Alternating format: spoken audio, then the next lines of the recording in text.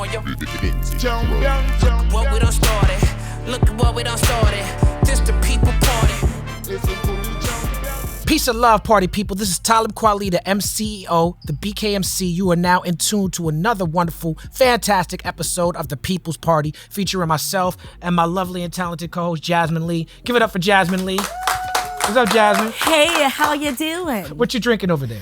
I just have a little mimosa for the morning. I guess it's 5 o'clock p.m. somewhere. Somewhere, baby. Actually, it's brunch time, so it doesn't have to be Today we're gonna have a good time, Jazz, because we have an actual Renaissance man in the house. A lot of people say they Renaissance men. A lot of people want to be that, but we have an actual living and breathing Renaissance man in the house. This man is a champion. He's won NBA titles with teams three different decades he's done this. 4 times, 3 different teams. He's been in every quadrant of the media, from the movies to stand-up to reality TV to sports TV. This man has quite the resume. Most of all, he's known as a person who is passionate about his causes. He's not scared to attach his name to things that he believes in. Ladies and gentlemen, People's Party welcomes John Salley. Woo! Yes. What up? I love the intro. You like it? I do. Hey, I only got 5 minutes. Let's get this Let's over. knock it out. Quickest People's Party ever. So, John, how you feeling, man? Man, my life is grand. Thank you for having me. It's been a minute since I've seen you. Yeah. I saw you earlier this year, but before I saw you earlier this year, I hadn't seen you for a long time. Yeah. Recently, I stay out of it. Yeah. You ever find like old video tapes, VHS tapes, and then you're like not sure what's on them? Yeah. Except for the ones that have like the the little chalk X on it. Right. Then I know it's on that one. Right. Right. 1X or 3? Right. We'll talk about that later in the interview. We get to the Wilt Chamberlain section. Yeah. I I found literally, funny you say that. I was cleaning out what we would call a garage, but it's some other thing. Man got cave. like 200 VHS, and I have a square television that plays VHS and DVD. Oh, wow. Okay. Because I won't let it go. I saw Big Daddy Kane had a 70s room on Instagram where he has like the old school 70s television, and he's got the wicker chair that like Huey was sitting in, and he's got the radiator, and he's got the rotary phone. Really? But I digress. I say that because I found some videotapes and I had them digitized so I could watch them. And one of them was your BET TV show. Oh my God. And I was on it. Yes. And that may have been the first time I'd ever performed on television, on late night television. 2000. Year 2000, Reflection Eternal dropped. And the funny shit is that whoever was doing the hosting, whoever was announcing the name, she said, next up we have Talib and Kweli and Hatet. But then you also were struggling with my name. Because I was new. Right. I had never been out. And I said I'm from Brooklyn. You're like, I'm from Brooklyn. And then Hatek, you said you from Cincinnati. He said, yeah. You said, why? Why do you still live in Cincinnati? Why are you living there? Yeah, why the hell you in Ohio? Yeah, you did. You said that to him. But you're from Brooklyn. I'm from Brooklyn, man. And this so crazy because I was thinking, okay, Talib Kweli. All right, get it. But so many names. Do you remember this? Not only do I remember it, somebody's placed. I interviewed Shine. Okay. Oh, Shine. And shout out to Jamal. Yeah, man. I interviewed Shine, and I watched the whole piece because I got him to talk about his who he was. And then I was realizing when I was doing interviews, when you interview a MC, a rapper, I'm going to say rapper because it's 2019. When you interview a rapper, sorry, dog, I no disrespect to your art. Man, I'm not mad at it. I call it rap, hip hop, all of that. Right. So when you interview a rapper, they have designed their persona that they put out to the audience, and they got to stay in that groove. That's right. It's like an actor has a characterization. Right. A sense memory. You build a backstory, you got to stick to it. You got to stick to it. But it's the best thing. It's funny you say that. As a film actor, should never do television, my opinion. Because why would I pay? Eddie Murphy said it. Why would you pay to see me if you can see me for free? Jack Nicholson, Leonardo DiCaprio, those guys don't do interviews. There's some people that say that we're in a golden age of television, though, and that the television that's happening now is better than the movies. Like the Netflix shows, like for Dolomite, they decided to release it in theaters, but originally it was just supposed to be on Netflix, I believe. And that was like a blockbuster budget. So I did a I'm on this series right now, dropping it, called LA Finest with Gabrielle Union and Jessica Alba. It's on Spectrum 1. And I tell people that, they go, what Spectrum? Which is crazy because you always knew what the cable was. Now it's so many things to pull from that when you say Netflix or you say whether you're going to pay for parking, wait in line, get bad popcorn, get in a seat with somebody talking, or you're going to sit at home and enjoy your bathroom. If you have a privilege of having a nice TV with the sound and you could have the movie quality screens and all that, we didn't have that back then. You can scratch yourself. You can sit there naked. Be naked, smoke a joint. A joint. I mean, we from Brooklyn. We used to smoke in the theaters. You still do. Shut up. If you're cool. Oh, back in the day? That is out of control. Oh, yeah. Kenmore or Church Ave, Kings Plaza? Are we smoking in them theaters? You went to Canarsie High School, I went to Out of Canarsie control. High, and I used to get chased from Kings County. That's so funny. By the white boys or by the black dudes? Italians. Wait. Right? The Kings Highway boys. Yes. I ain't even going to say the white guys. They were Italian guys. No, and that's what I remember. I said that we had who we have on there. I said when you're living in New York and you have problems with white people, it's Italians. It was Melanie. Yeah, we had Melanie Fiona on. Oh, yes. But Canarsie High School was my zone high school. And you went to South Shore? I didn't go to South Shore. I went to Brooklyn Tech, but I went to Roy H. Mann Junior High School. Oh, so you're not just smart in your rhyme. You're smart. I'm smart. I'm He's the, like, yeah. I'm the bare minimum of smart. Because my brother got into Bronx Science and Stuyvesant. Wow. He's now a So you let the constitutional family law. down. Yeah, I'm the black sheep. I'm the hip hop version of my brother. Let me tell you, my boy Sam used to run Brooklyn Tech. I used to date two girls from Brooklyn Oh Tech. my shit. gosh! At the same time, But it was dating in the 80s. You Right. really dated. You didn't get none. You Right. just You go held- on you dates. held we were hands. just going Yes. out for date for movies. Who is now working in the court system, well, in the jail system, helping people with mental health. Her name is Sonia Davey. I gave her a shout out. I don't care. Shout out to Sonia. I don't care if you get beat up by your boyfriend. No, I'm joking. And then Leslie Irish, who was lived in Crown Heights, in the middle of the Orthodox Jews. Right. First time I had been in a brownstone. They went to Brooklyn Tech. Okay. And I was like, wow, you guys are pretty and smart. But Sam was like, it was a tough school. My brother Ron graduated from Brooklyn Tech in the 70s. I think he was like the third black person or something Okay. like that.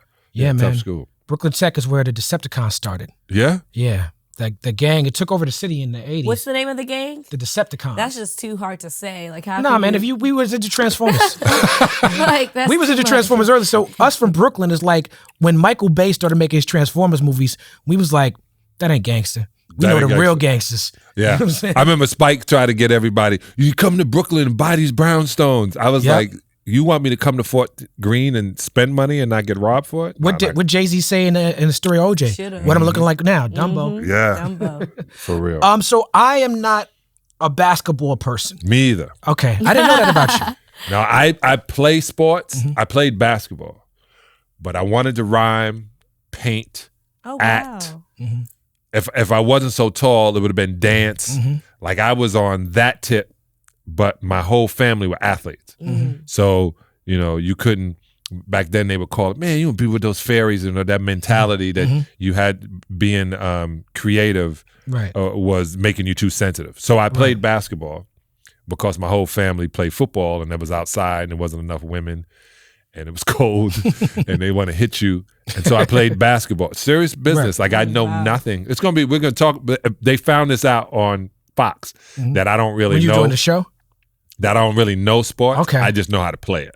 That's interesting because I know basketball permeates the culture in so many ways that I know pop culture moments and events and people in basketball, but I don't know the sport. I know baseball well. I grew up playing Little League in Brooklyn, but I couldn't tell you who plays on any team now because I don't pay attention at all. I do know the fundamentals though. Oh. Speaking of hip hop, you said when we were on that show, I shouted out J-Dilla. Yeah. And you said that when you were in Detroit, you had a record label and you signed Slum Village. Slum Village was my first group. And J-Dilla, God rest in peace. Rest in peace, J-Dilla. Rest in peace, Dave New York too. I thought this was the most creative producer I had ever heard. And he was sampling. And I was like, I don't even know if people know if they can find the samples he was doing. And then I brought him to New York and they didn't hear it.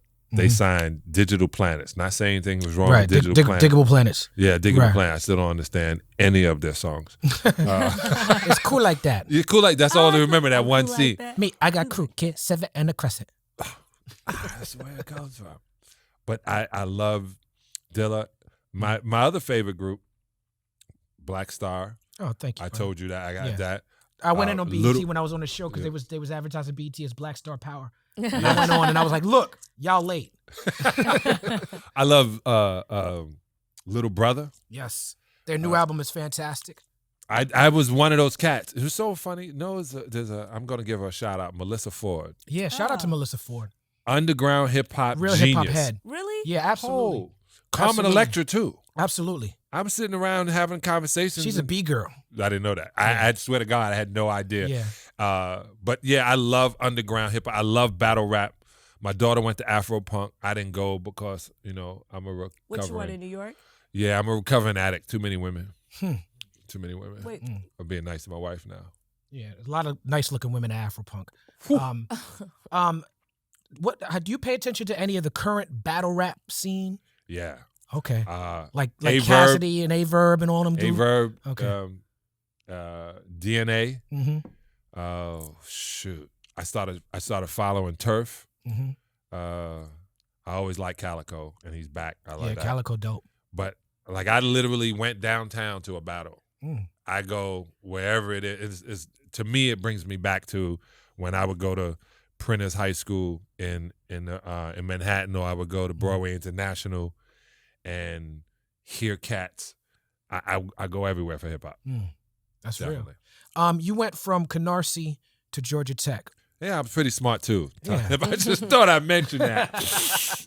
Now, when you got to Georgia Tech, correct me if I'm wrong, but they were one of the worst teams in the country. Yeah. And you brought them to #1. I agree with you. Yes. And from what I understand, it's rare that a college team retires somebody's jersey, but they retired your jersey. Yeah, Mark Price, myself, and then they retired a couple of other guys because they thought it was a cool thing to do.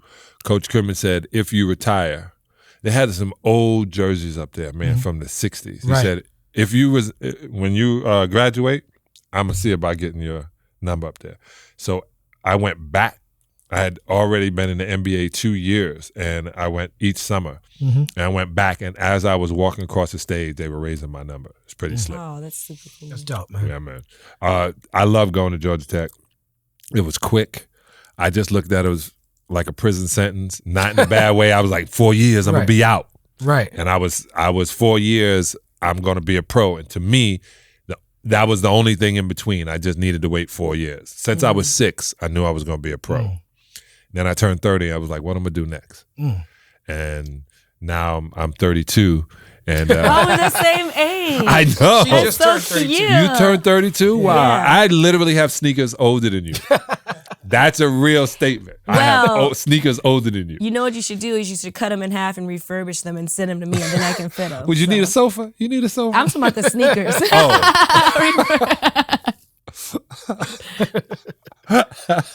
Put my shoes up. When you were in Detroit, y'all were called the Bad Boys. Yeah. Why? David Stern was the commissioner of the NBA, and the fouls, the world started changing in the NBA. We became international, and people may have thought we were international. We were, but it became a thing that they were targeting the rest of the world. Right. You can't have insubordination. You can't talk back to the referee. You can't yell and scream and pout. So the league was changing. Yeah, in the Asian market. That's disrespectful.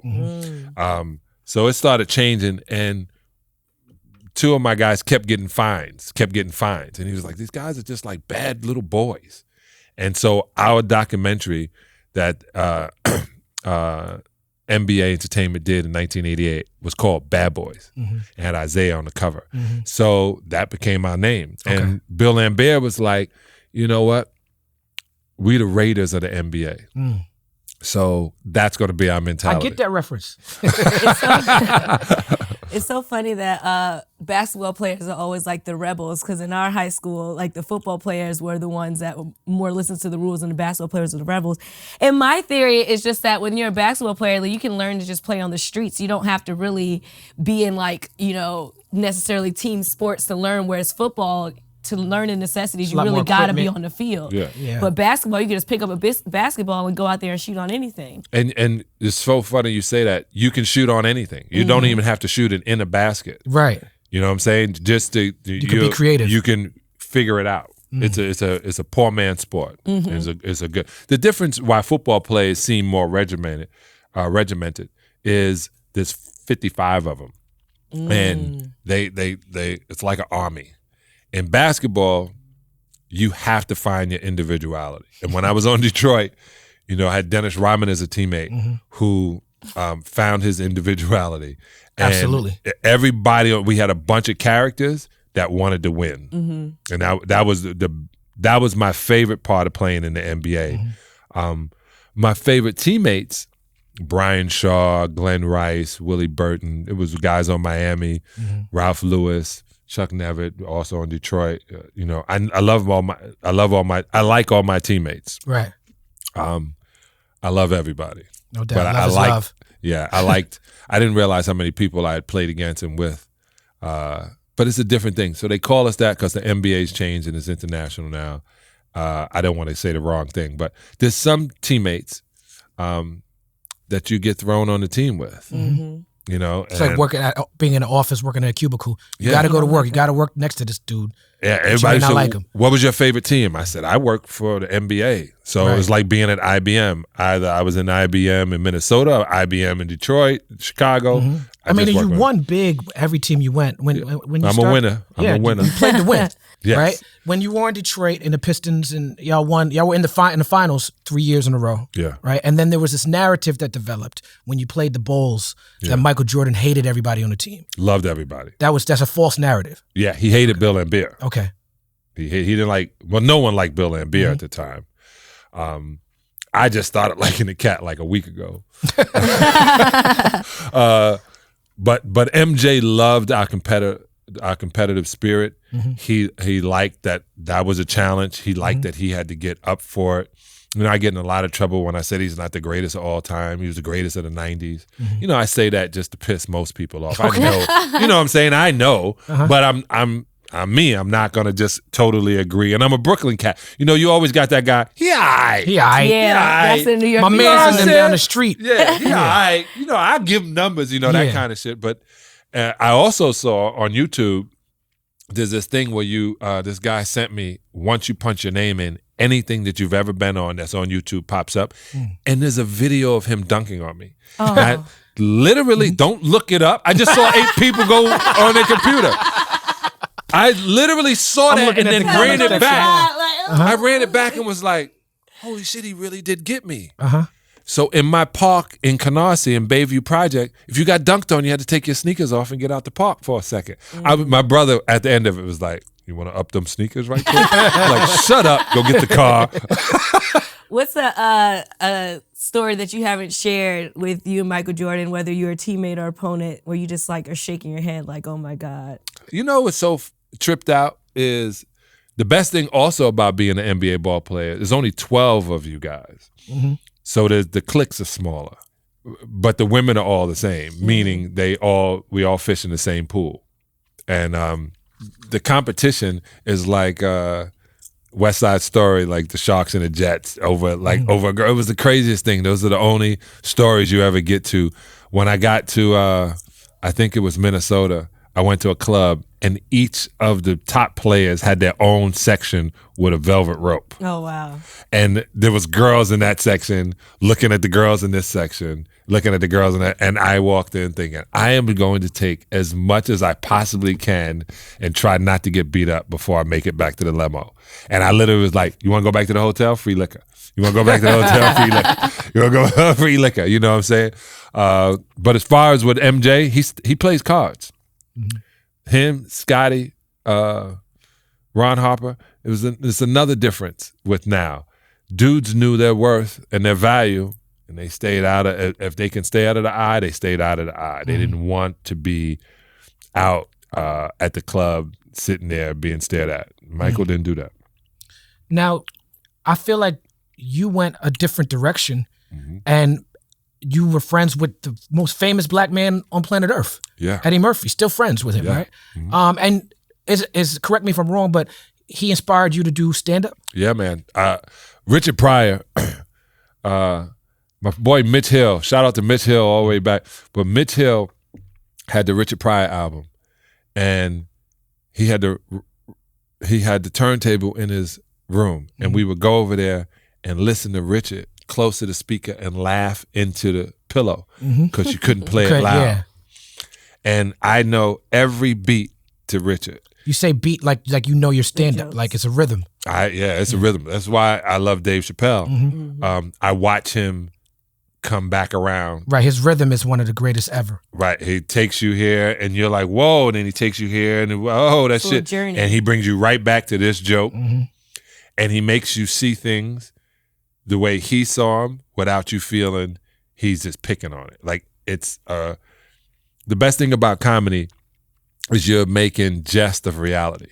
You're laughing at the real thing, even though you shouldn't laugh at that. You should laugh at everything. Keeps you alive longer, at least. Jasmine's a comedian. Oh yeah. Yes, Yeah. I do. Funny you say that. Get it? Oh, Don't worry. Boom. Don't worry. I'll teach a class later. Oh, it went over my head.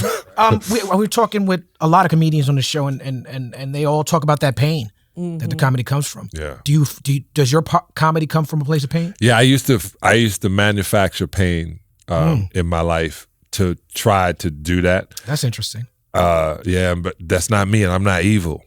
And not saying that comedians are evil or wear weaves or nothing, but I'm. Oh my God, Devil this is woman. not weave. How many times did you say that? I know, or wigs. I said. Oh shit! No, I grew but this from my what I scalp. mean by that is, like, they have this hurt spot. I know how important my life is. I was raised a Jehovah's Witness. Oh, wow. So that means I learned to lie to people about God at a young age.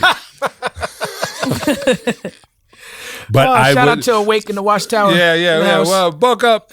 But I literally would try to find the things to make you happy. And there's not that many happy comedians out there. So, and I would laugh. I would literally be on the road, and everybody else would go in the strip joint or to the nightclub, and I was going to the comedy spot going, can I get 5 minutes? Yes, that's me. Yeah, it's like, and I wanted to do it. And it's harder than playing basketball. Oh, wow. Oh yeah, because people are just sitting there staring at you. You've waiting played for them. basketball in the NBA before? Yeah. Yeah, people, no, because you use your body and you train to use your body, but when you're on stage, you have to deal with energy. Are there any good lessons you got from Eddie? Yeah. Okay. Laugh. Eddie, one time I was around Eddie, he said something, he goes, oh, that's hilarious. And he would dissecting why it was hilarious. And I was like, you're not just gonna laugh at it? He goes, I did. I thought it was funny. I thought that shit was funny. But now I want to know why it was funny and where it hit. And then I learned literally talk about what you know. Kevin Hart. Don't talk, don't make no shit up. Talk about what you know. What you know is funny enough. Right. And relatable. we do know Kevin Hart's life because even with his new special, Yeah. he talks about every year he grows and changes and shifts and bends in his life, and we know about it because if you're a fan of his specials. Yeah. You were in a Luther Vandross video.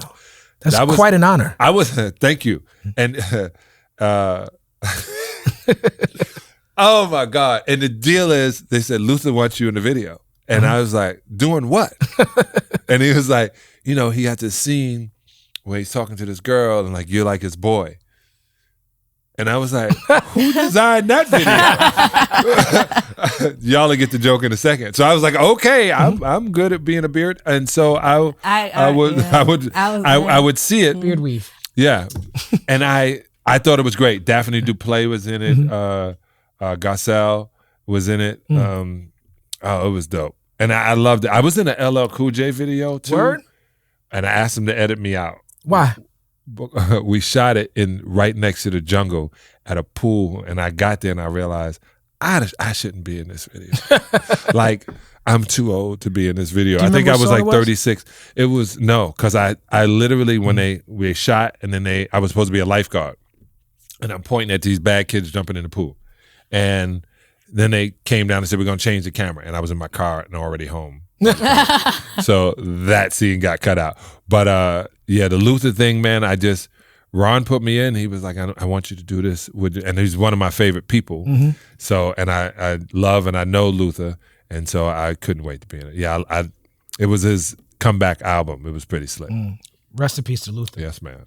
Was it a strange era back then for Black celebrities because you felt like you had to be be accepted by white people to really be famous? And how would you compare celebrity in the 80s and 90s to now in the 2000s? Okay. We have this thing. I couldn't wait for this question. I'm serious. I overslept for this interview. The situation that you just mentioned had to be accepted by white folks. I realized is why I changed everything I did, is that everything in the world that is hot, African Americans have made it hot. Oh yeah, that's absolutely true. There's not a thing that you can't touch. Look how big Obama was, and his hands were tied, and when we do it, it's different. Music, you go to Africa now, they're rhyming like y'all. They on that beat. They may have their beats, but their cadence and the words and what the pictures they're painting, sports, everything. So I realized if we were accepted by ourselves. My mother was born in 1923.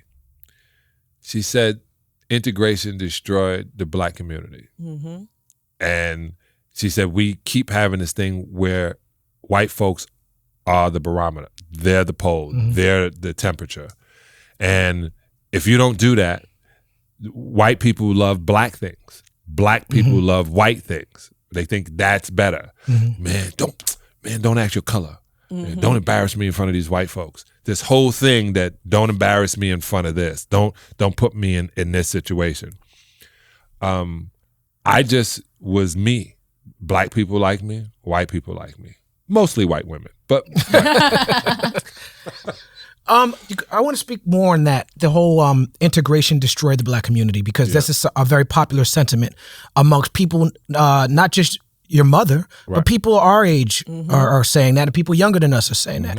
And I'm not hearing when your mother says that or when you repeat it that you're pro-segregation. No, because I think that's very important to note because there's nuances to that conversation. That's what the People's Party is here for. Oh yeah, it's very possible and maybe even very necessary for us to acknowledge that when integration happened, trying to have Black people in white spaces where we're already looked at as less than, it becomes harder to compete. We're adding a new level of competition. And then we have white teachers come into our neighborhoods who don't care about our children, who are teaching our kids. We have, it's the idea that what Dr. King said, we're integrating into a burning house. Right.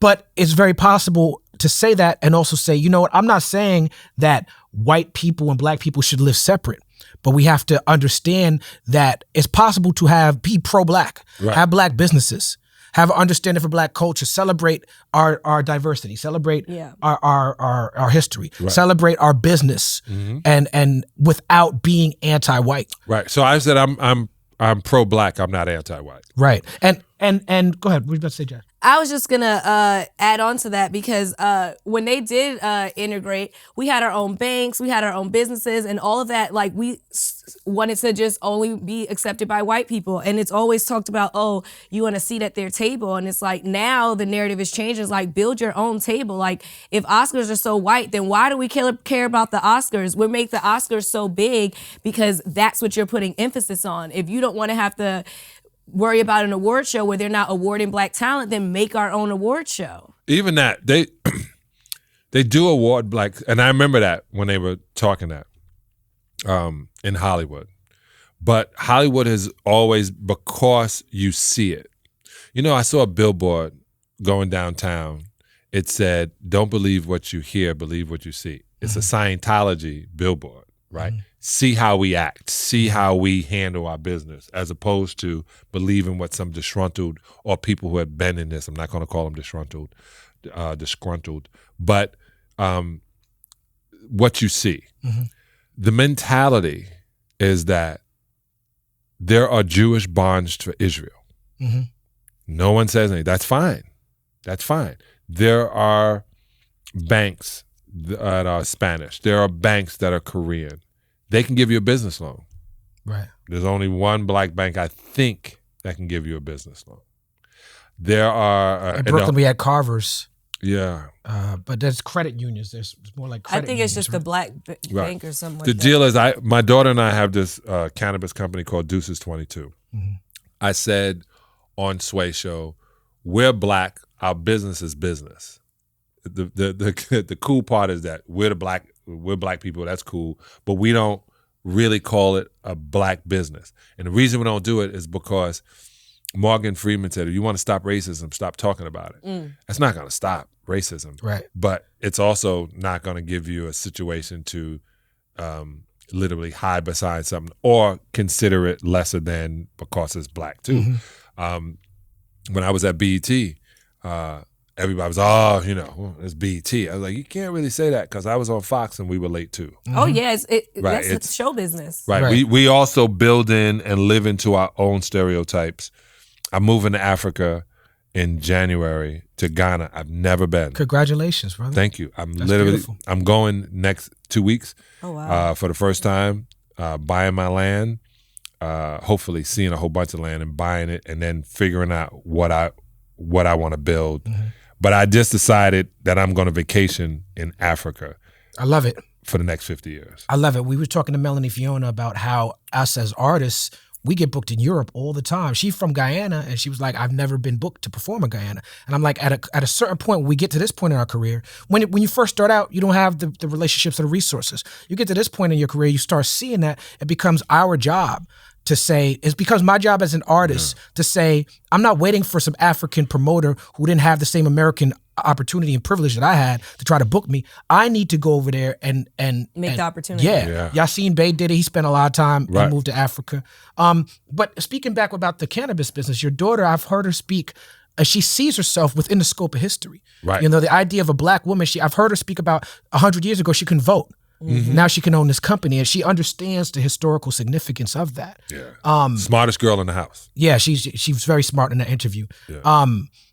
You in the intro, I talked about the fact that with stuff like that, whatever you're passionate about, you're like John Salley is doing this. You show up, we got the T-shirt on. Yeah. You know, I had to think Love about what that T-shirt to t-shirt. wear here too. I was like, I'm putting this on, but I do. Let me tell you why.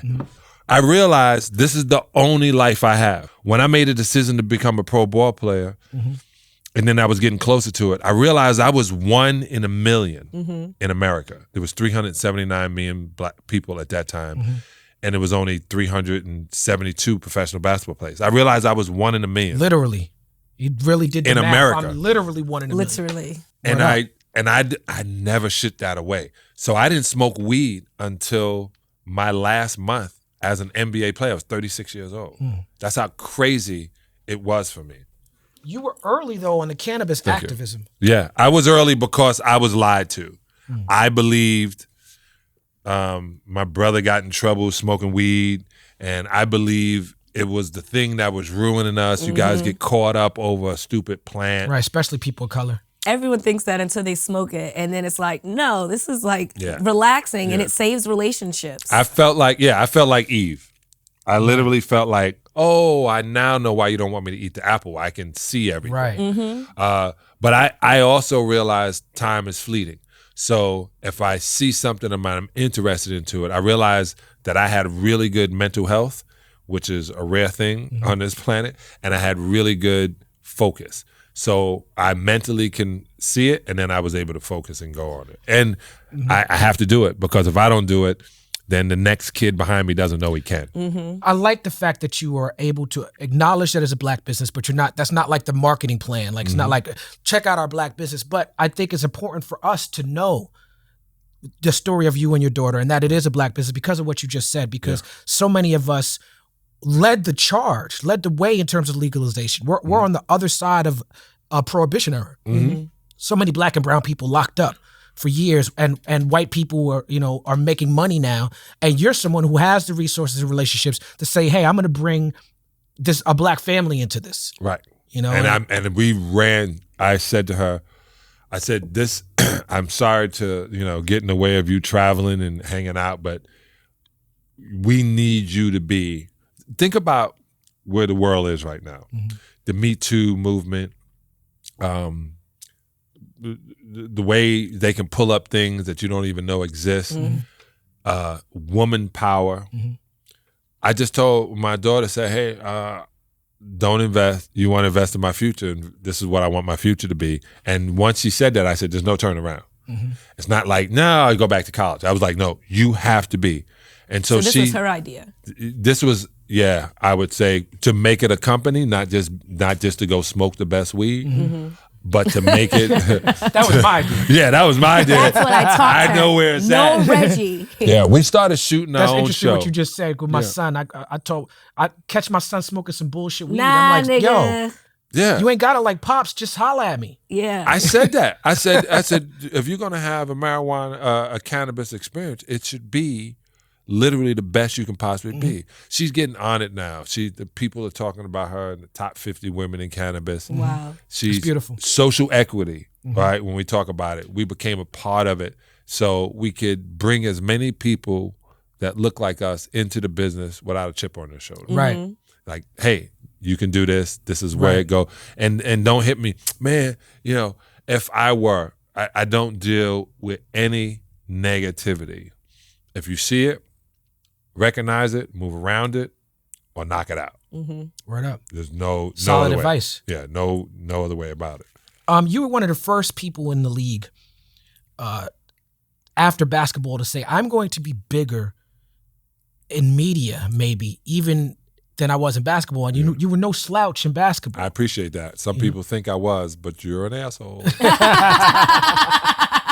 No, you were definitely no slouch. And I'm not someone who knows basketball, but I know pop culture. And I know for people to leave the realm of basketball and to make it into my realm, there's a skill level involved there. Yeah. You know what I'm saying? Like they just know, it has to be.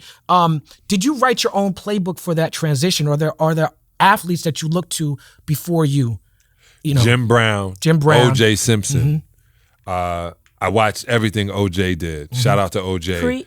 O.J. was O.J. Like they right.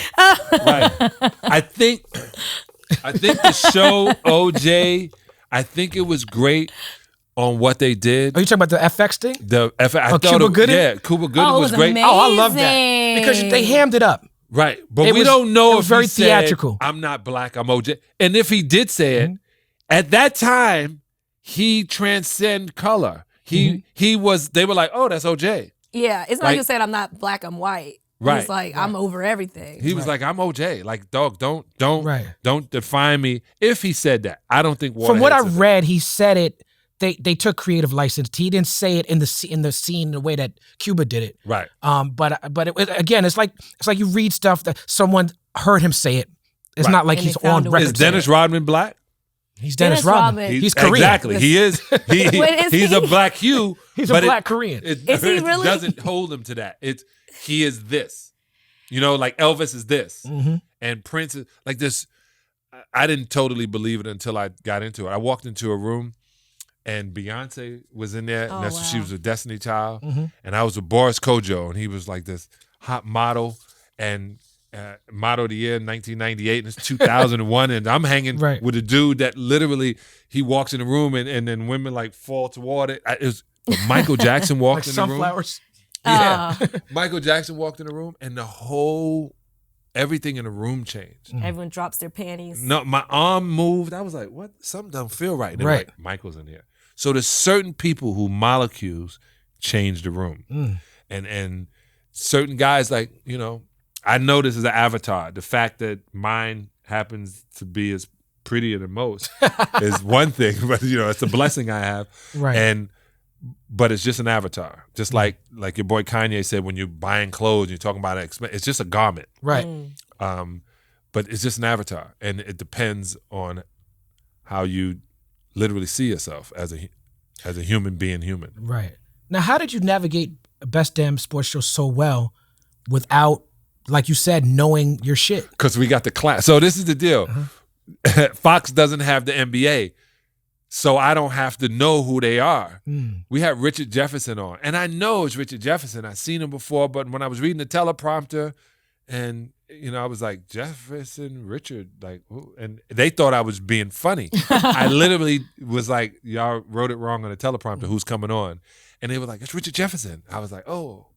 At that time, I was like, dude, I'm trying all kind of different things. I navigated it because we were able to make fun, and I always was able to make fun, and we found the way to make fun of the thing that we take so serious. They take sports more serious. September 11th happened. You know what the question was? What?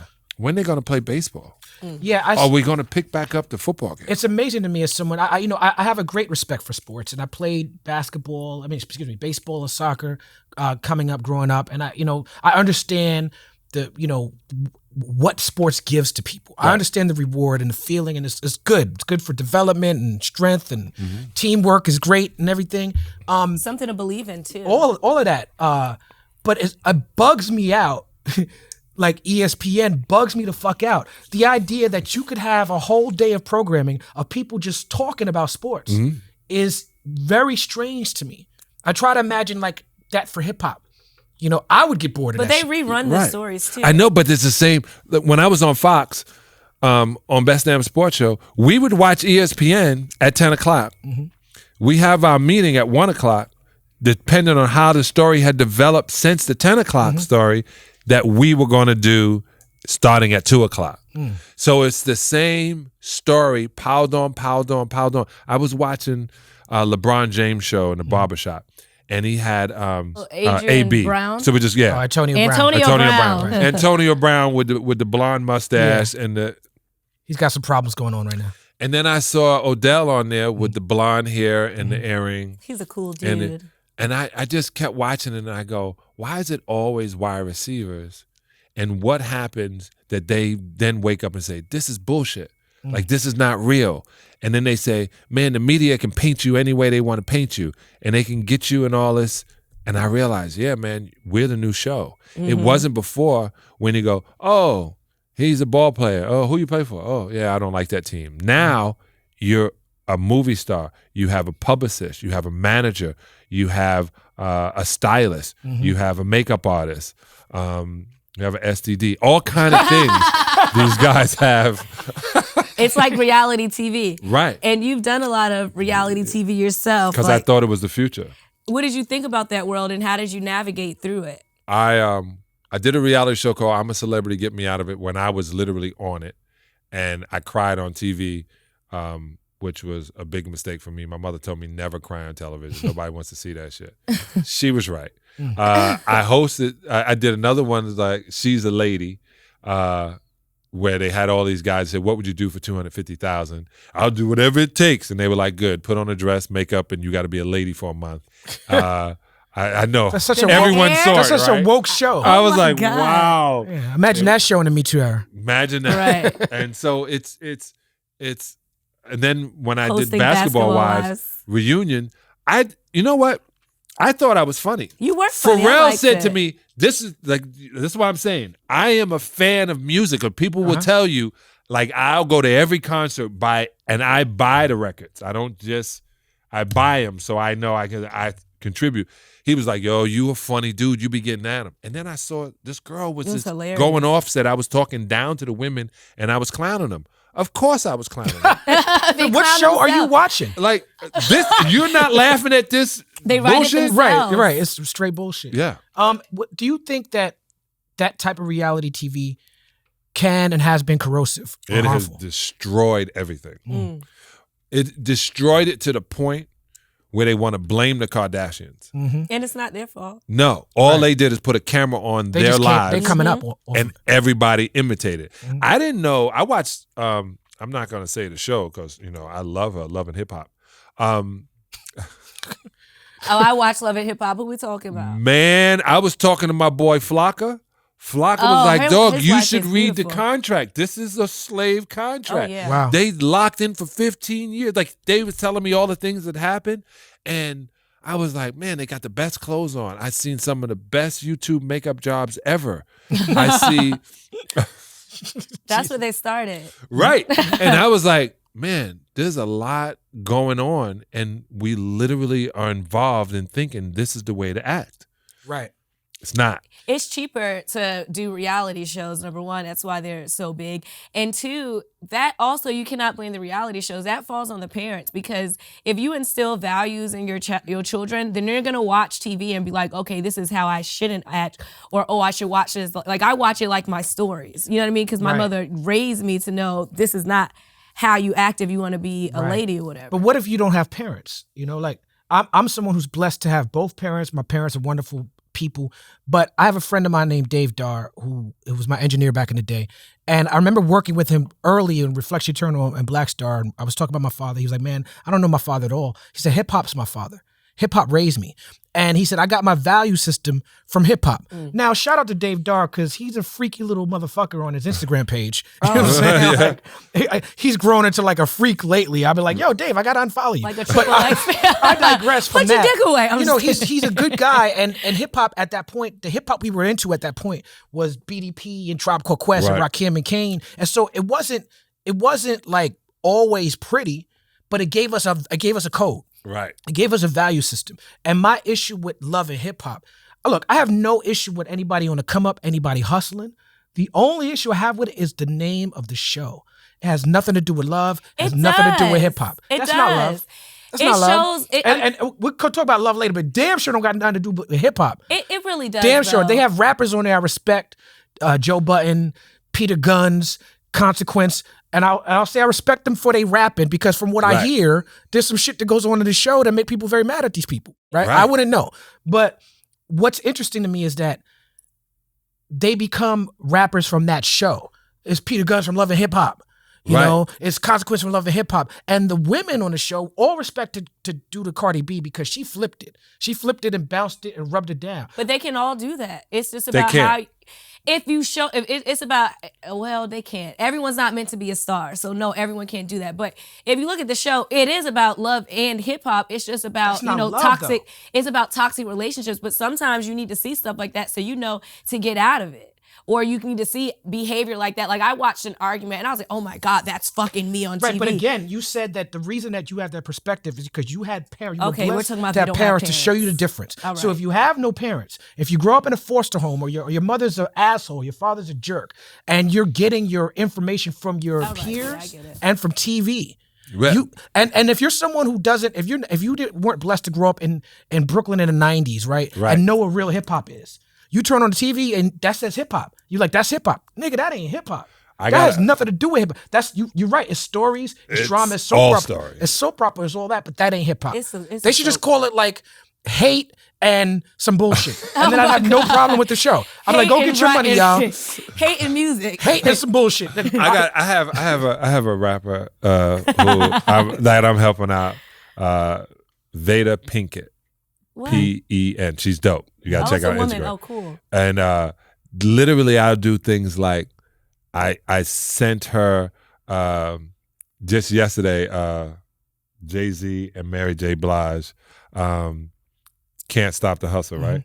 And I just sent it, and she was like, "Wow, I'm listening." And I sent Biggie one day, and I sent another thing. And I send you, and I said, I'm going on Talib Kweli. Oh, he's dope. I love Talib. I like his wordplay. I was like, whew. Thank God. You know what I'm saying? Because back in the day when I played ball, you watch other ball players and then you emulate that, and you take their stuff and it makes you better. If you don't know, when I heard the rapper, I'm not gonna say his name, say talk about Tupac, and when you don't know, you know, I feel bad about it, but you should know. And when you talk about television, like in the 80s, they started the television becoming the babysitter. They give you a Pop-Tart. Right. Latchkey kid generation. And they come home from school, your parents is out working, and so you just watching that TV. Yeah, for me it was cereal and Transformers and G.I. Joe and Little House on Prairie and Brady Bunch. Wow. Was when I got home from school. That's what we I were was watching the same exact. I love game shows. So Price is Right. Yeah, I would watch the game shows, and then I would watch Gigantor, and I was different. My mom said, do your homework first. We don't have time for you doing homework at night. And then when I finished the homework and that was off, I would run out to the park. But by that time, those kids had to be home because I was blessed also to have a mother and father in the house in a project. But we were in the house. We were definitely like good times, but we were in the project. And it had some white folks in it. That was in what year? It was a high rise. Early 70s. So my mom's we in Bed-Stuy. My mom said is a lotto for an apartment. She puts the name in 1958. She gets it. It's the second black family in all of Canarsie. So it's a Italian Jewish neighborhood. Harvey Weinstein. Yeah. Oh man. Yeah. And my brother Ron, by the time I was born, had beat up everybody that thought of saying the word nigga. That's the scene in Goodfellas, the last scene when he's looking up and he's being chased by the helicopters. Right. That's that neighborhood. Yeah. Yeah. That's pretty slick. Yeah, but keep going. Right. So you get into this, we were blessed to get into that, and I had them to work it. But a lot of cats, they don't have food. They don't know what food is. They don't know what food is because you can quickly make it. They don't have any guidance except what was Mr. Drummond. Right. It was a good thing if you were going to be rich. No, that's you understand what I'm saying? Right. They can talk what they want to say about Bill Cosby, but Bill Cosby had been talking way before the Cosby Show. He was himself. Yeah. The all of the things, Fat Albert and the Cosby Kids. Those. It's just we just had so much more. So much more happens now. So many more things for them to grab to. Like they try to get me to take my daughter's cell phone and computer at 11 o'clock at night. My wife is crazy. My mom, that was my mom's rule too, senior year. Well, that's the craziest thing in the world. It's like you're not stopping anything. You're not going to stop. You can only properly prepare them for what they're about to run into when they leave your home. My daughter Tyler said when she got to her friends and the mom was playing clean records of hip hop, she was like, "You have destroyed it." And I told her that. I said, "Don't paint the art. You buy the art, and that's the art. Don't paint the art. If those are the words they use, those are words they use. If I was you, I wouldn't use them in church in front of your teacher. Right. See, it's context. Because they're gonna call me. I only got the edited version. I'm still learning out real words to records to this day because it's like sometimes the edited version is better creatively though. Every once in a while, I'll give you an example. Old Dirty Bastard, Brooklyn Zoo. Yeah. For that record to get on the radio, Old Dirty Bastard and Wu-Tang at that point was super punk rock. Right. Like that shit was so grimy. They was in a video, the first Protect Your Neck video, they had real guns and swords. Where you get swords from? You know what I'm saying? Like, and for real. And they had the little ticker at the bottom because it was VHS at the bottom of the video. And Ralph McDaniels talking about, they said, keep that shit in there. You know what I'm saying? But what's interesting about the Brooklyn Zoo record is RZA had to be so creative. He cursed so much on that record that RZA was using the sword sounds. You know what I'm saying? Right. And the Kung Fu movies. And because he had to use Kung Fu sounds and the sword sounds to replace all Dirty's cussing, to me, it made the record more sonically vibrant and interesting. Okay, but let me tell you where it doesn't. I love Schoolboy Q. Right. And in the song, it says, sucker, sucker, sucker, or something. Right. Right? It says, when you hear it on the radio here, zigga, zigga, zigga, zigga. Right. And I said, did that just say zigga, zigga, zigga? Right. Not sucker, nigga, nigga, something? It said zigga, zigga, zigga, zigga. And I said, did they really say that? And I was like, well, I guess it's a better thing. I get offended when I hear curse words on the radio. I'm just like, who approved this? You have good parents. Your name is Clarence. You come from real good parents. Listen, and I thought I was so good, but I still got kicked out. So, you know. You got kicked out. My daughter said I kicked her out too. No, my mom kicked me out. And parents always say your children said that you got kicked out, but you probably did. Yeah, well, no, I gave her an apartment and a car and told her she didn't have to pay rent. Oh, that wasn't kicked out. Right. That's kicked in.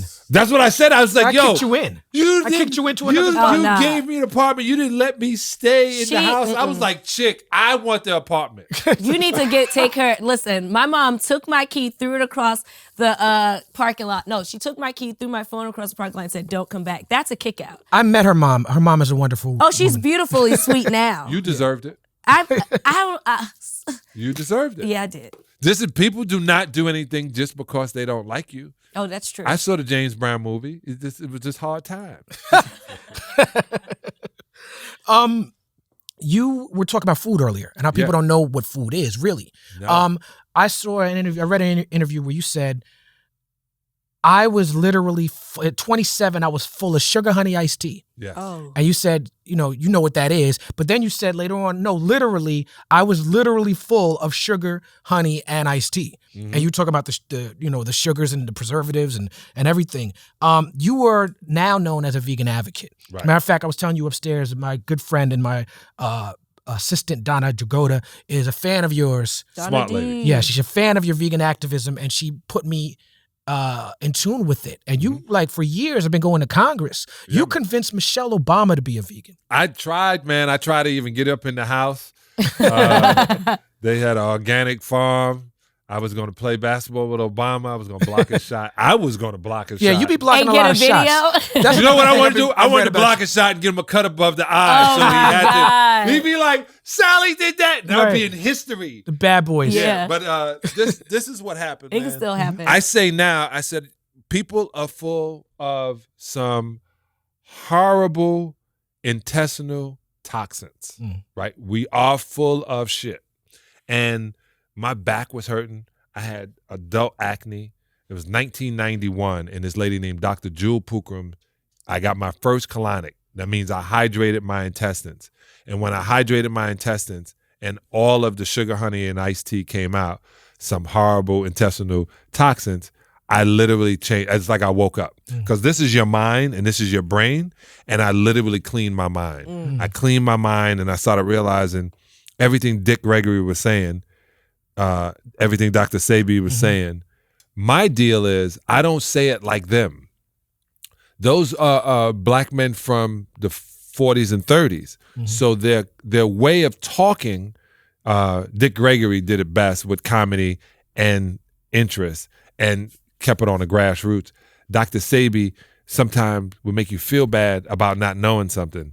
When I was on the radio here, he called me and said, "You don't know anything about detox. You need to have me on the show and talk about it."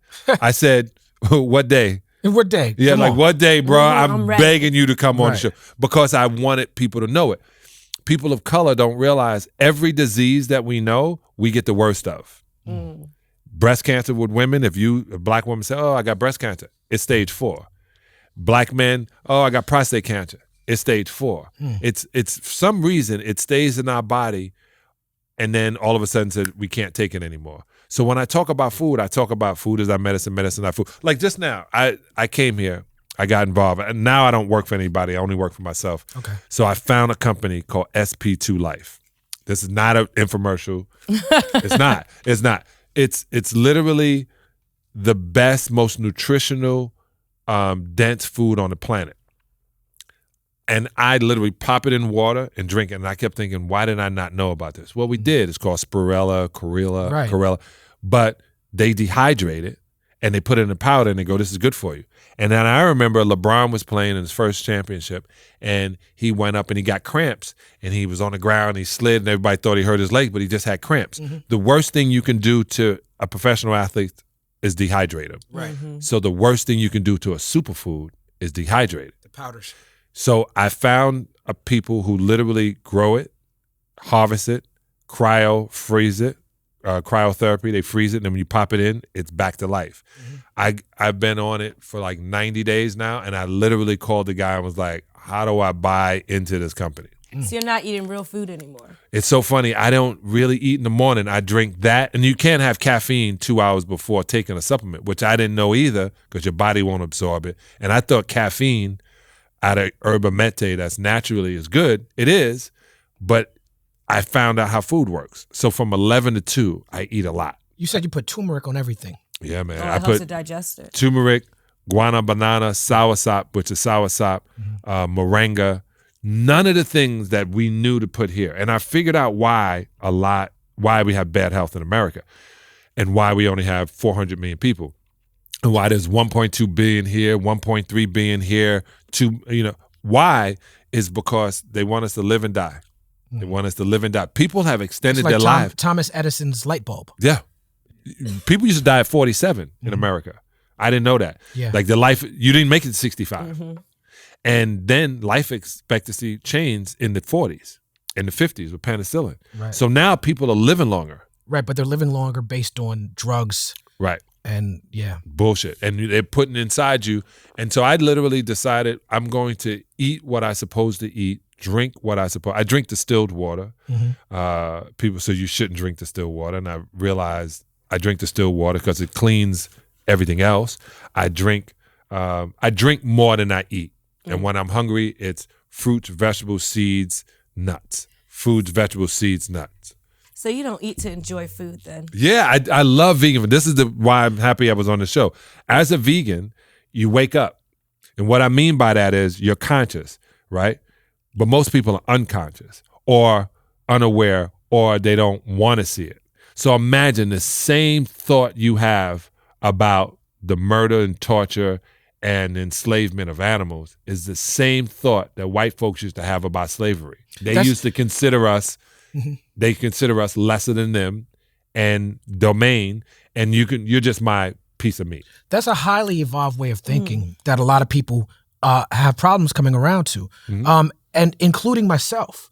I like to consider myself a pretty, intelligent, compassionate person, and I try not to be harmful to animals in any way, but I also understand people, particularly marginalized people, who are in survival mode, not sort of being able to get that piece of it. Because why are we in survival mode? Well, that goes back to root causes. Yeah. So that's we're talking about poverty. We're talking about all of those things. We can go back.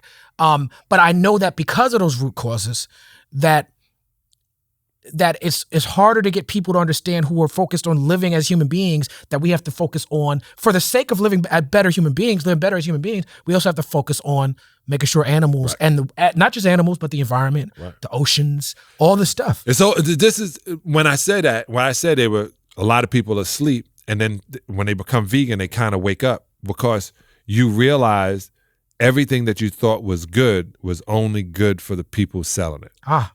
Right? So when you, so I give you an example.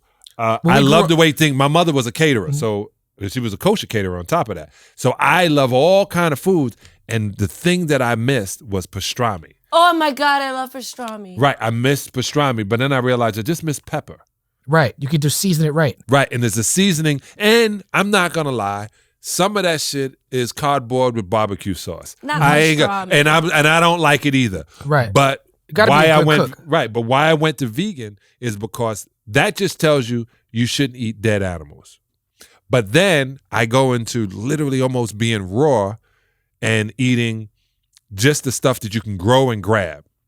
I was talking to this 800-pound gorilla, and I was like, where'd you get your protein being a raw foodist? So when you think an 800-pound gorilla is a raw foodist and they got all of those muscles, why would I eat something dead? Like, it's like Radio Raheem. If you got dead D batteries, it ain't gonna make your box boom. You need D batteries. But to her point, it's because people, we've grown up to like things. Like, I've read that you love cheese, and that was the hardest thing to give up. Yeah. I also love cheese. I have not given up cheese, but I will say, and you could tell me if this is true, I feel like vegan cheese is having a moment and starting to come into its own. Yeah, so I was with a company, I'm not gonna say their name because they didn't pay me properly, but I went to another company and we were able to go to 365, which is Whole Foods, and make their vegan cheese. So it's the vegan cheese I'm involved in. But then these two brothers, one used to be, I think, the bass player for Mariah Carey, Ian. He makes a cheese called Misha, and it's off the chain, but it's made with nuts, and my nieces can't have any kind of nut. But there's another one out of Brooklyn called Nomu. I've had that one. When I tell you, there's a place in Brooklyn called Slick. Oh my God, it's a vegan cheese. I literally didn't want to leave the pizzeria. I met another brother in Atlanta called Plant-Based Pizzeria. I literally thought, oh my God, I'm back at Ray's Pizza on 6th Avenue. This is how bad it was. I'm walking down 6th Avenue coming from West 4th Street. I see Ray's Pizza. I cross the street, Talib, and look at everything this way So that you don't have to. So I didn't go buy it. But you smelled it, He's though, highly right? involved. That's a It discipline. was hard. That has to be. But is there like, okay, so say I'm definitely not doing the raw vegan because I love cooking. But like say for someone that wants to go, not fully into the veganism, but just wants to eat like, maybe 75% better to where they can still have meat once a day. Okay, so you can have meat all the time. You can have the meat of a avocado. You can have the meat of a. That's not meat, baby. But it's funny that she says that because I remember being You mean dead flesh? I need dead flesh sometimes. I remember being in school, and the point that you were making about the person who profits off of it is who is, that's the. I remember being in school and being like the 4 food groups, and they're teaching and they're indoctrinating us with this. Like, Right. and when you go to when you're eating public food from the cafeteria, they're like, you have to drink this milk, you gotta eat this hamburger, you gotta have this, Yep. we have to have these things. And then when I grew up, knowing that I don't need that shit, Right. and knowing that they were like that, the people I trusted were like, no, you have to have this to be a growing boy. Milk, it does a body good. The pork industry, And the guy beef who wrote industry, that- and how they got mad. Remember the beef industry got mad at Oprah? Oh, didn't they get mad at Oprah? They showed Oprah how powerful they were.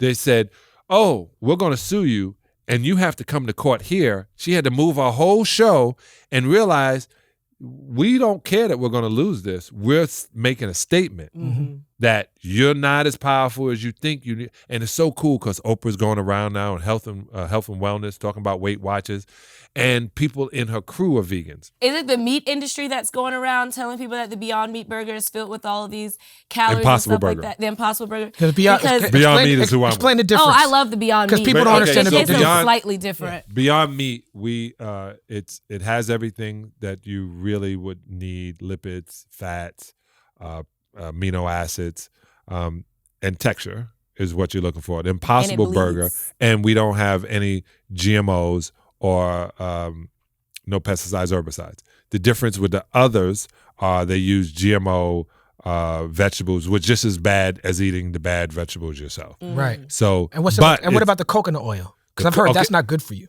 Right. So coconut oil that has been cooked, not MCT oil that is extracted is good. Now, I tell you this, if you want olive oil, eat the olives. If you want coconut oil, eat the coconut. Right? You need the fiber because your body can then say, oh, I know what to do with this. I know what to do. Your body can only do one thing at a time.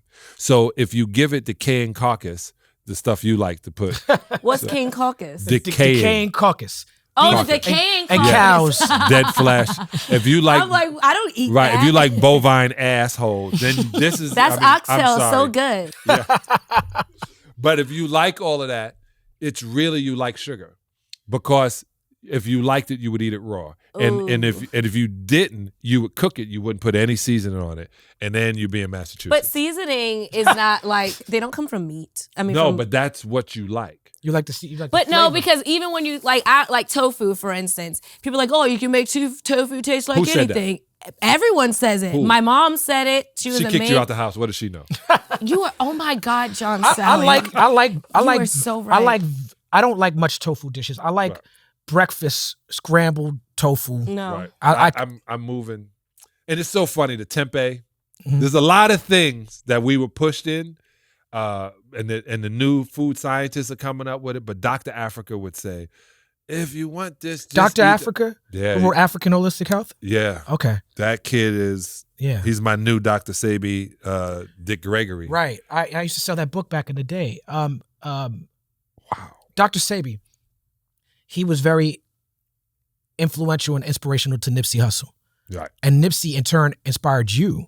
Right. Now, is it true that you are attempting to maybe open a strip mall in Right. Compton? Yeah. It's With- 546 West Compton Boulevard, Okay. Planet Health. Okay. Oh. A vegan restaurant. Well, it's funny. On the wall, and because of this interview, I'm gonna have to figure out how I'm gonna get you on the wall, Talib. Okay. But they had literally, we got every one of the people who we know in pop culture on the wall. NWA, the Williams sisters, Nipsey, Game, Kendrick.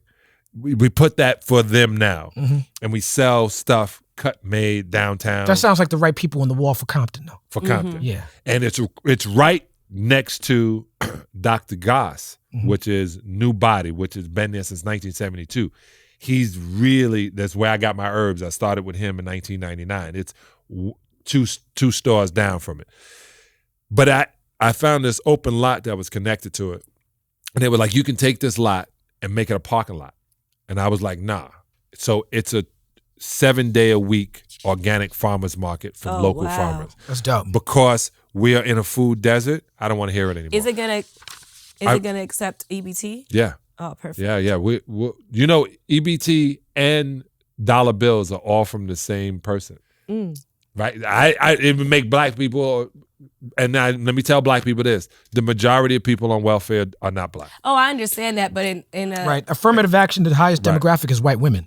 Yeah, and my money says legal tender, right? It's not my money; it's the money I'm holding is U.S. legal tender. Right. So the EPT card is the same way, and the best thing about it, we ain't got the gold to back that anyway. Right, and it's not real. Right, it's just in between. The only reason we have money, to be honest, is just in case we don't wake up tomorrow. Right. Shout out to Banksy Rat.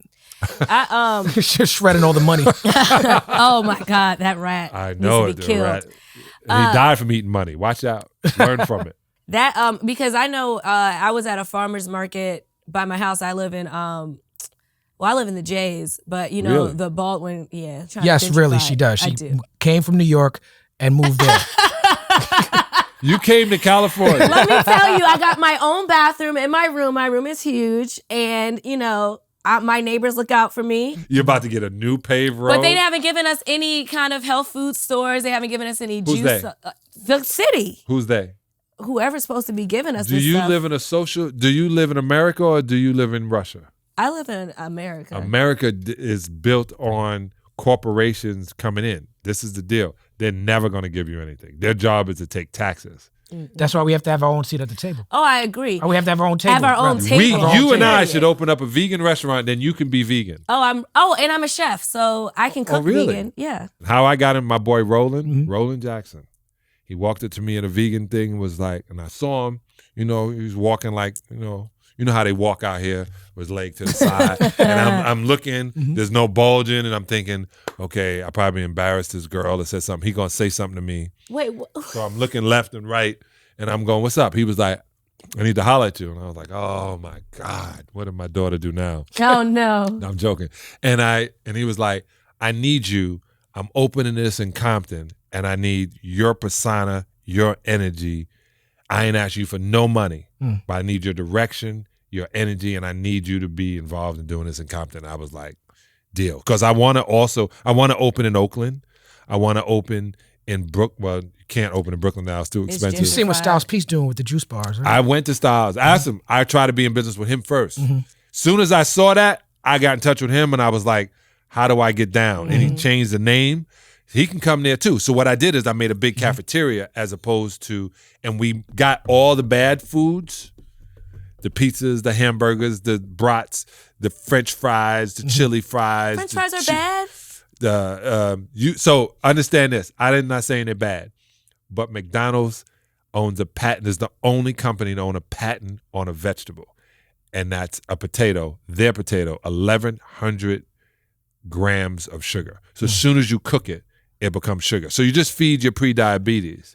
That's why it's so goddamn good. Yeah. They be like the McDonald's fries is crack? No, it is. I passed by McDonald's like this too. I haven't eaten McDonald's in a minute because my boo doesn't eat McDonald's. So I was like, all right, I'm going to go on a non-eating McDonald's thing. But I was saying, I forgot what I was saying, but like the farmers markets, the first time I saw that they offered EBT, I was like, okay, they are making a step to close that food gap because people that don't have money to get, fresh vegetables and stuff like that, now they can go to a farmer's market. You know, we've always had money. Let me tell you why I agree. But let me tell you what I disagree with. Okay. So I'm from Brooklyn. I'm from a project in Brooklyn. And then there's another project called Brookline. And behind Brookline Project, right on the L, there was a condemned house, right? And it was burnt out or whatever. And behind it, all these people from South Carolina, my mother included, literally took out plots and planted their own food. And then I started realizing that it's so much cheaper to be a vegan than it is to eat meat. Because when you eat a $1 hamburger or a taco, and you go, well, I just had to get something in my body. You put plastic into your body, so you really are prolonging or moving your death to later. So it's cheaper to have something that gives you substance than to put something in your body that's going to predate your cancer. And that's exactly why we need healthy fast food. Is why we need to go But Planet Health Compton. That's why we need the information, because it's about what you don't know. You're paying for what you don't know. Right. People don't know that. And that's what Styles P is focused on. But yeah, shout out to Styles P, man. And shout out to all that good work you're doing on that front. It's very important for our people. Did you like the locks when they first came out? Absolutely. So why did no one understand how dope they were? I think they did. I think, I was listening to there's a Pusha T record where he talks about himself in the third person. And one of the bars, he says, I grew up on that crew from Yonkers. And for when Pusha T says, well, I grew up on that crew from Yonkers, everybody who know hip hop he talk about the Locks. Right. You know what I'm saying? Like when the Locks went against Bad Boy, the streets had the Locks back.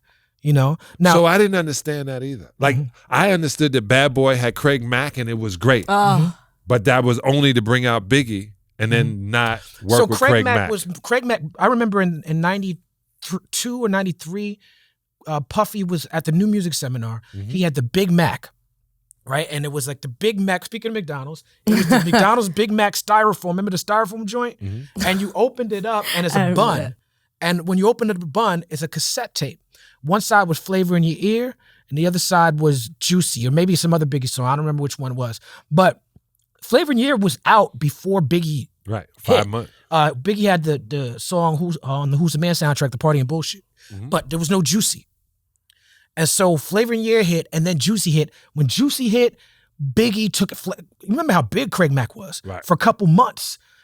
Biggie took over, but then they came with the Flavor in Your Ear remix. That extended Craig Mack for a little bit, But after that, that's when Bad Boy exploded. So then you get, Black Rob and the Locks, and then they're doing records with DMX, and it's this whole New York thing. And then Jadakiss and them, the mixtapes was popping because Jadakiss and them start battling Beanie Siegel and them. So now you listening to Absolute and all these mixtape DJs, and what Beanie's gonna say about Jadakiss? Is Styles P gonna jump in? But then Bad Boy got Biggie passed away, and they made those records. We'll always love Big Papa. That was a huge blow to that crew. And then they had to step in to fill the void. Puffy became an artist to fill the void that was missing from Big. But it was Jadakiss and Sheik and Styles and them that was writing those lyrics for Puff at the time. Right. I loved them. When I tell you that, can tell me I wasn't a part of Bad Boy. Kanye said, "Yo, man, it's hard." What he said, trying to break the Locks. Yeah, I'm telling you, I was like, man, no one's hearing this. No one's hearing. But you want to just a little bit for you.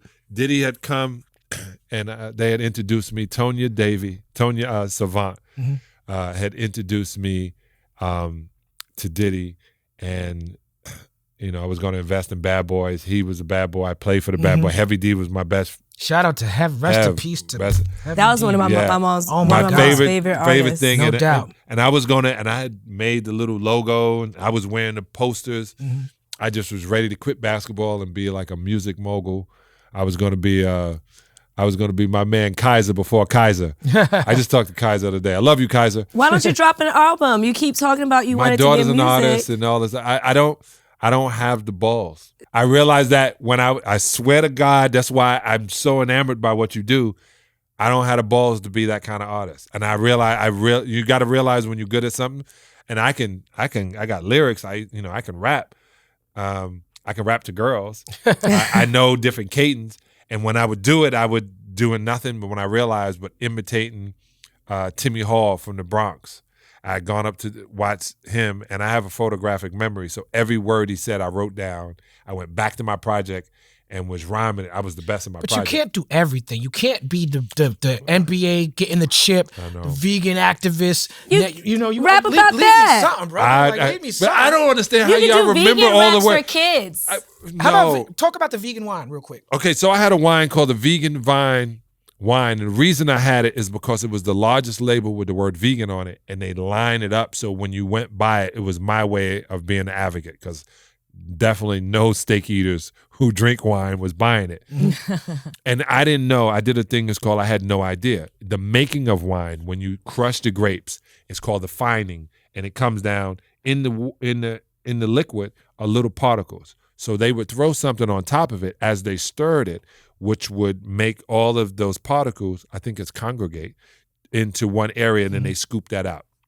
They use casein, which is milk, isinglass, which is the bellies of Don't say pig. sturgeons. Or Yeah, I had no idea. A lot of people didn't have any idea. Wait. It doesn't have pork in it, I'm right? thinking that wine is vegan because you think it's just great. Not all of them. Seven different vineyards still make it that way, but you're supposed to use clay, bentonite clay, and that is how they normally made it. So when I found that out, I was like, wow, this is pretty cool that you use egg whites and all this stuff, and you don't have to. So we didn't. We were a sustainable vineyard, which means we didn't bring anything from outside into the vineyard. It's up in St. Martin. I'm working with Isaiah Thomas on his champagne now, which is also vegan. Okay. So that was pretty slick. And it was a way of me getting in because it's easy. If I get you drunk, then you might want to taste some of the nasty. Comedian in him. Right. Gives you some. You're like, this is great wine. And you say, hey, taste this. Oh, this is good. Crackers and cheese. Oh, this is some great cheese, and it's not real cheese. I get you. That's my one day of getting you to wake up. It's just about. Sometimes I need a steak, man. Just sometimes. You said you had a boo. Right. You need some iron. I'm gonna Tube eat steak that. smothered in underwear. Wait, what? Don't worry, you'll get that joke later when you hear back. That was nasty. You were in Bad Boys 1 and 2. I made it a great movie. No, yeah. Are you in Bad Boy 3? No, because I got this new show, LA's Finest, with Gabrielle and Jessica, which is also produced by Jerry Buckheimer. I got that check. Nobody but Will and Martin are in the new one. Okay. Gemini Man, just a shout out. I thought when you said Jefferson, I was going to the other side because I'm doing something with my guy over Verizon in augmented reality. And you could literally, they did it with Brad Pitt and Benjamin Button. People don't realize it. Yeah. But then Will took this to a different level. Yeah, what Will's doing with his Instagram post is just crazy. He's a Libra, man. It's just like. Now, he's a guy that literally, I've been around him since we were 16, 17. Wow. I would say next to Nipsey, Will Smith is my motivation. The fact that he said, and I said this to my wife, I've been married for like 26 years. Well, she's been married 26 years. I'm just trying it out. Congratulations. Yeah, I'm just trying it out. It's okay. She's there all the time. I don't know what that's about. But being happy.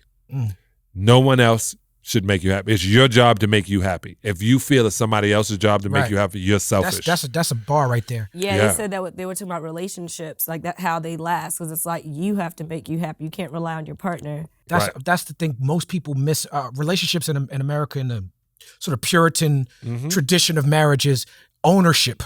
Ownership. Yeah, I own you. I own your time. I own your energy, and we have to move away from that. That's destroying people. Who gives this woman away? Right. Remember, I had all of that, and my wife said, but then they talk about fidelity. And I was like, yeah, I love fidelity. It was a great speaker. See, what this is called is high five. All right? I got a high five system. Shout out to Don Cheadle. That's his line for Boogie Nights. It's so crazy because Will Smith has Uncle Phil was like the father that everyone looked up to, whatever. And now it's like Will Smith is like everyone's father. Or I don't even think I think he surpassed the Uncle Will. I think he's just like either father or bae. Well, Unc is like the OG shit. He's Zaddy. Is that what it is? He's either Zaddy or bae. I don't like to say Zaddy. It's just. I've heard you speak positively about the moves that Jaden is making too, with the water and the vegan food trucks. Yeah, man. It was, and he did it because it needed to be done, and it got. I was with Omar. So funny. Omar, who's been with them forever, was literally eating at a vegan restaurant. I stopped to get some food in, and he was like, "Yo, we want to talk to you about a couple of other things, the cannabis things you're doing, because I'm going to give you all the information because I took all the arrows." But I was getting into water as well, and this huge idea and this huge breakthrough. They were like, well, we want you to do this. Well, I said, nah, I'm going to give this to Jaden because he literally was doing it before anybody else really thought what to do. And the crazy thing is, what was that movie, The Big Short? Yeah. They asked the guy, they go, what's the next big thing? He was like, water. And I listen to movies because they tell us what's coming. Right. Oh, yeah. Shout out to Mos Def 20 years ago. He made New World Water. Put that on his album. Mos Def was rapping about water shortage on the planet when most people was rapping about their big chain. Yeah. Yeah, he was early with that. You were also in one of my favorite movies of all time, Oh. Black Dynamite. Oh my God. I love that movie. Was that as fun as it looked to do? This was a trip when Michael was explaining it, and I got there and they were dressing us, and I looked at Brian McKnight and I said, "Oh, that scene right there." And I said, "I want to look like." You ever notice back in the day too? You see how well manicured your beard is.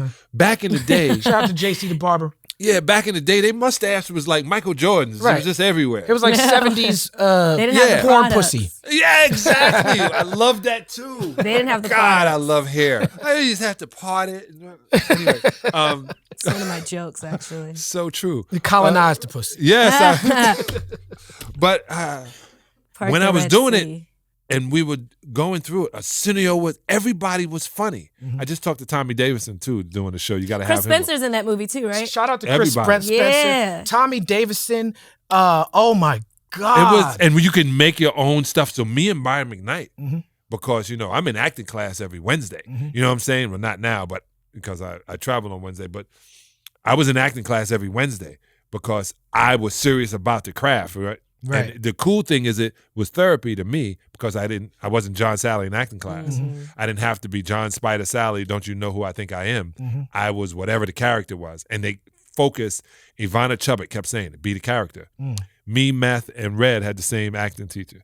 And, Meth was like, I don't want to deal with her. Me and Red was like, give me more knowledge. And I realized because Meth already had it, I was trying to learn how to be a character, but he always played similar characters. I wanted to be all these different characters. I did Last OG with Meth, and he was giving me a lot of good advice. But keep going. Yeah, it's just you have to go in and take that part and move into it. So Brian McKnight and I are sitting around, and we're going over our lines, and they literally cut our lines until you got to keep watching in the credits. No, I've seen the bootleg came out first.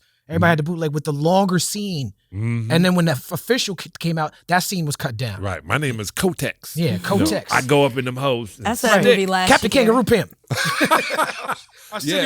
Arsenio naming all the pimps. Oh, he was hilarious, man. I love A. Movie. But it's funny that you talked about getting into the character.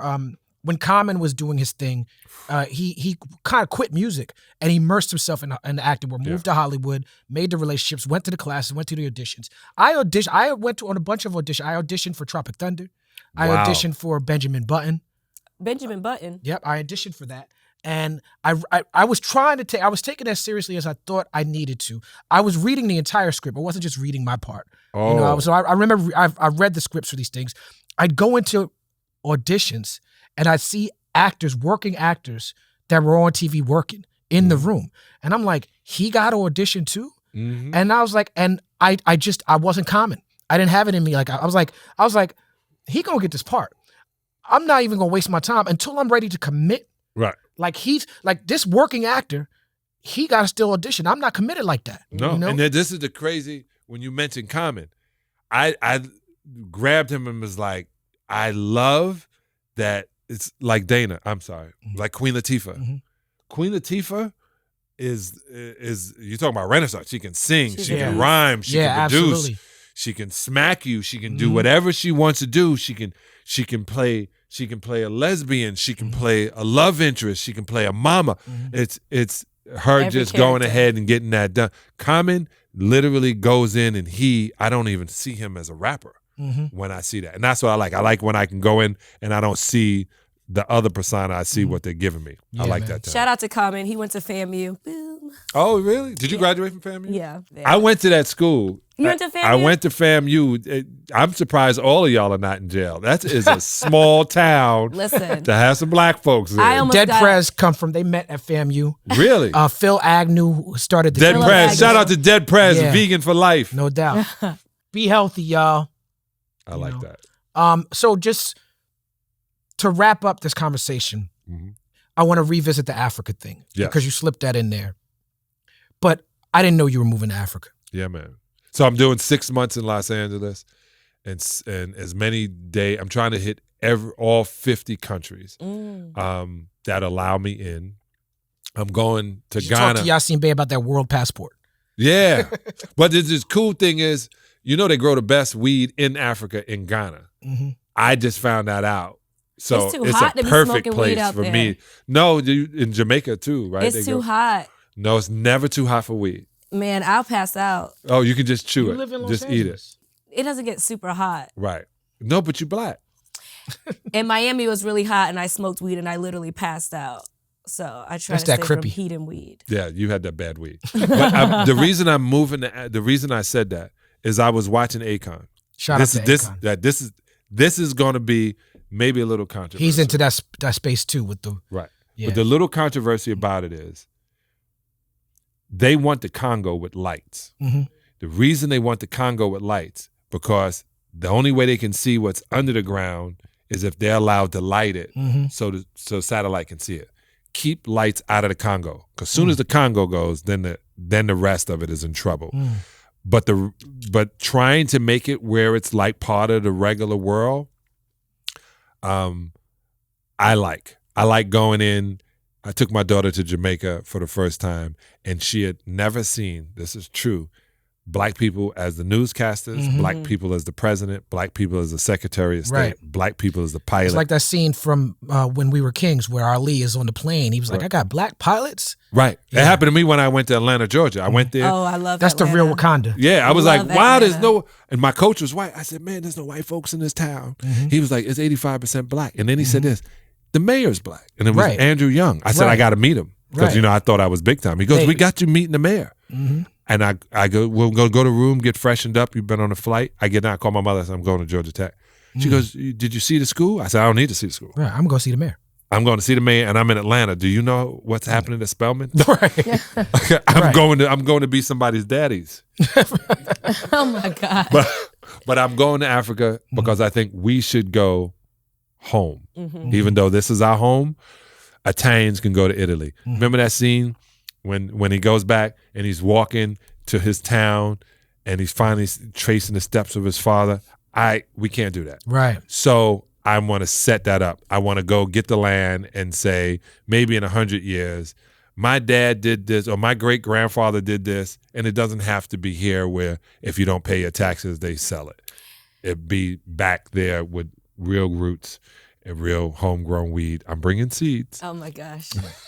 Society tries to lead you to believe that Africa is not beautiful. Not just black people, it's black people and white people. And they'll say, go back to Africa, and then we'll take it as an insult, like, oh, I don't want to go back to Africa. And it's like, Africa's a beautiful place to go back to. It's your roots. Like, why would you not want to go back there? You know, main reason for that is the first people to touch into the Americas were the Spaniards and their slaves. And they landed in a place called Charleston, and it's called the Gully Islands, which they still have. Gullah people. Right, they still have it, and every year they're trying to take them off this island. There's a movie called Daughters of the Dust. Greatest thing in the world, greatest movie ever. A must watch. I love Talib. Damn, I love this cat. I just be writing down notes. Yeah, man, you got it. But so we are home.